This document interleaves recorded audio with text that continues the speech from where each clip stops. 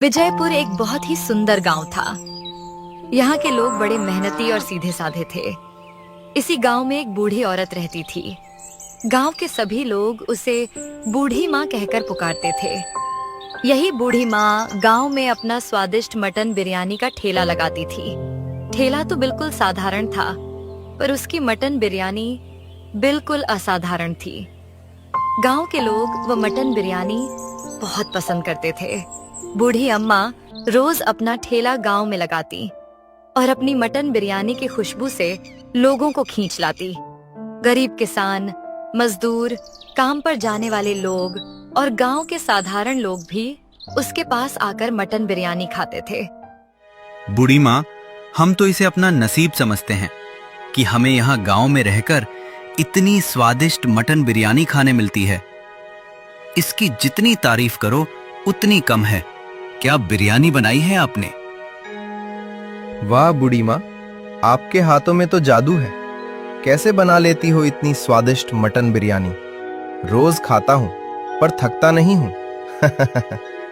बेटा, ये सब सालों की मेहनत और सही मसाले, गोश्त और इंतजार का कमाल है। और बाकी तो आप लोगों का प्यार है जो इस बिरयानी को रंग लाता है। उस बूढ़ी माँ का बेटा पंकज शहर के होटल में खाना बनाने का काम करता था। बहुत दिन हुए माँ से मिला नहीं। इस शहर के काम से तो फुर्सत ही नहीं मिल रही, पर अब कुछ भी हो गांव जाकर माँ से जरूर मिलाऊंगा। आखिर उन्हें भी तो मेरी याद आती होगी। ऐसा सोचकर पंकज गांव चला आता है। कैसी हो माँ? और कैसा चल रहा है आपका वो मटन बिरयानी का ठेला? बेटा, मेरा ठेला तो अच्छा चल रहा है, पर तू वो छोड़, इतने दिनों बाद आया है। कैसा है तेरा शहर का काम? कुछ नहीं माँ, वही रोज रोज लोगों के लिए अलग अलग खाना बनाओ होटल में, और काम करते करते कब दिन निकल जाता है पता ही नहीं चलता। बेटा, यही तो फर्क है गांव में और शहर में। तुम शहर के लोगों को सभी चीजें जल्दी जल्दी करने की आदत है, पर हमारे गांव को देखो, कैसे लोग मन लगाकर अपना काम समय पर पूरा करते हैं। हाँ माँ, ये बात तो आपने बिल्कुल सही कही है। गांव की ये सादगी शहर में कहाँ। ठीक है, अब मैं चलती हूँ। ठेला भी लगाना है, लोग इंतजार कर रहे होंगे। रोज की तरह बूढ़ी माँ अपना ठेला लगाती है। वही मटन बिरयानी की खुशबू गांव की हवा में घुल जाती है। बूढ़ी माँ, आपकी ये मटन बिरयानी तो लाजवाब है, इसमें तो कोई दो राय नहीं। पर आप ये मटन बिरयानी इतने सस्ते दाम में कैसे बेचती हैं? आपको फायदा भी होता है? देखो बेटा, अगर मैं फायदे के बारे में सोचूंगी तो बिरयानी की गुणवत्ता कम हो जाएगी और मन लगाकर अपनी बिरयानी भी नहीं बना पाऊंगी। और मेरे ग्राहक भी इस गांव के गरीब किसान और मजदूर हैं, जो रोज अपना पेट भरने की नई उम्मीद के साथ मेरे पास आते हैं, जहां उन्हें स्वाद और खाना दोनों मिल जाता है। और ये सब करके जो भी पैसे बच जाते हैं, उससे मेरा घर खर्च चल जाता है और लोगों को खाना खिलाने की खुशी भी मिल जाती है। वाह बूढ़ी माँ, आपकी ये सोच तो सच में बहुत अच्छी है, पर आपकी ये मटन बिरयानी तो उससे भी अच्छी है। ऐसे ही रोज लोग आते, मटन बिरयानी खाते और बूढ़ी माँ की तारीफ करके चले जाते। एक दिन बूढ़ी अम्मा की तबीयत बहुत खराब हो जाती है, जिससे डॉक्टर को घर बुलाना पड़ता है। देखिए भाई साहब, आपके माँ की अब उम्र हो गई है। इस उम्र में कमजोरी आना आम बात है। इन्हें वक्त पर खाना पानी देते रहना, कम से कम 10 दिन तो इन्हें घर में रहकर ही आराम करना होगा, और दवाइयाँ देते रहना। ठीक है डॉक्टर साहब, आपका बहुत बहुत धन्यवाद। बूढ़ी माँ बीमार हो जाती है, इसलिए अपना ठेला नहीं लगा पाती। एक दिन गांव का साहूकार घर आता है। अरे बूढ़ी अम्मा, मेरे कर्ज के पैसे कब लौटा रही है तू? याद है ना, पूरे 10,000 रुपए देने बाकी हैं अभी। देखो बेटा, अभी मैं बीमार हूँ, इसलिए कुछ दिनों के लिए ठेला नहीं लगा पा रही। मुझे कुछ और दिन दे दो, मैं तुम्हारे सारे पैसे दे दूंगी। पर बूढ़ी अम्मा, तूने तो मुझे जबान दी थी कि तू मेरे सारे पैसे कल तक दे देगी, इसलिए मुझे आज तेरे घर आना पड़ा। वो सब मुझे कुछ नहीं पता, बस मेरे पैसे दो, वरना मुझे मजबूरी में तेरी जमीन और ठेला जब्त करना होगा। देखिए साहूकार जी, आप शांत हो जाइए। मेरे पास कुछ पैसे हैं, लगभग 5,000 रुपए अभी मैं आपको दे सकता हूं, पर आप हमें कुछ दिन और दीजिए, हम सारे पैसे लौटा देंगे।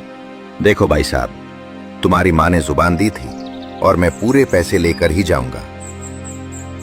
देखिए साहूकार जी, आप एक काम कीजिए, हम आपको 10,000 के बदले 11,000 दे देंगे, पर कुछ और दिन दीजिए, आपके पैसे जल्दी दे देंगे। वाह, ये आदमी तो फायदे की बात कर रहा है।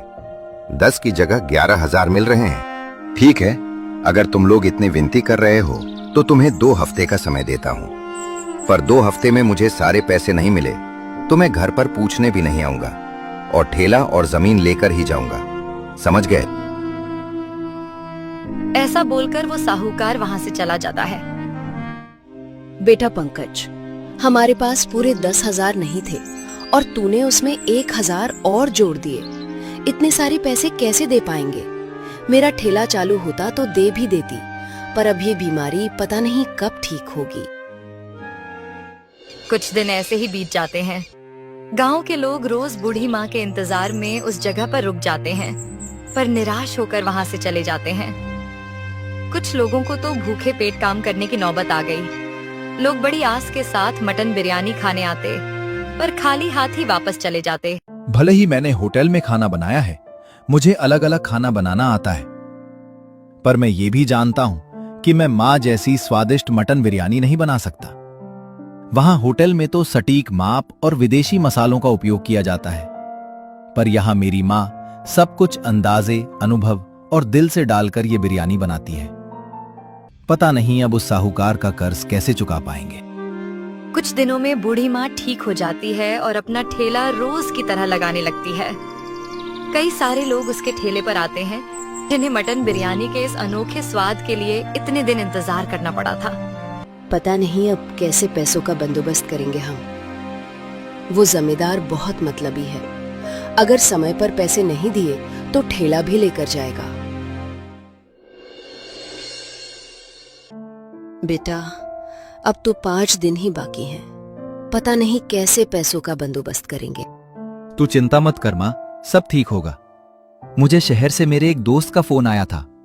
बोल रहा था कि अपने इस गांव के पास ही उसके बेटे की शादी है और शादी में मटन बिरयानी चाहिए। अगर आप बना दोगी तो अच्छे पैसे मिलेंगे हमें। अरे वाह बेटा, ये तो बड़ी अच्छी बात है। ठीक है, मैं बिरयानी बना दूंगी। पर माँ, आप सच में इतनी सारी बिरयानी एक दिन में बना दोगी? अरे बेटा, मुझे तो आदत है, तू चिंता मत कर, मैं बना दूंगी बिरयानी। ठीक है माँ, तो फिर मैं जल्दी से दोस्त से बोलकर एडवांस में पैसे मांगता हूँ और सारा सामान लाता हूँ। पंकज दुकान पर जाता है और अच्छी क्वालिटी का मटन लेता है। दुकान से अच्छे चावल और माँ ने बताए हुए मसाले लाता है। घर के बाहर बूढ़ी माँ ने चूल्हे पर एक पुराना भारी पतीला चढ़ाया। उन्होंने मटन को मसाले, दही और अपने खास देसी घी में हाथों से मिलाया। बाद में थोड़ी देर मटन और मसालों को सोखने के लिए रख दिया। कुछ समय बाद बिरयानी को दम पर लगा दिया।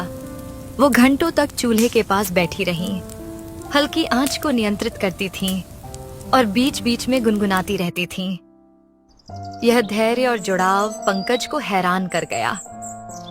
जहां वो शहर में जल्दी जल्दी में खाना बनाता था, वहां आज अपनी माँ की ये कला देखकर वो भी हैरान हो गया। कुछ घंटों बाद मटन बिरयानी बनकर तैयार हो गई। सब कुछ ठीक है ये देखने के लिए पंकज ने थोड़ी बिरयानी खाकर देखी। जैसे ही पंकज ने बिरयानी का पहला निवाला लिया, उसकी आंखें नम हो गईं। यह सिर्फ बिरयानी नहीं थी, यह थी बचपन की यादें, माँ का प्यार और उस मिट्टी का स्वाद जहां वह पला बड़ा था। उसने माँ से पूछा, माँ, मैं शहर में तो कई प्रकार का खाना बनाता हूँ, पर आपके जैसा स्वाद मेरे खाने में नहीं आता।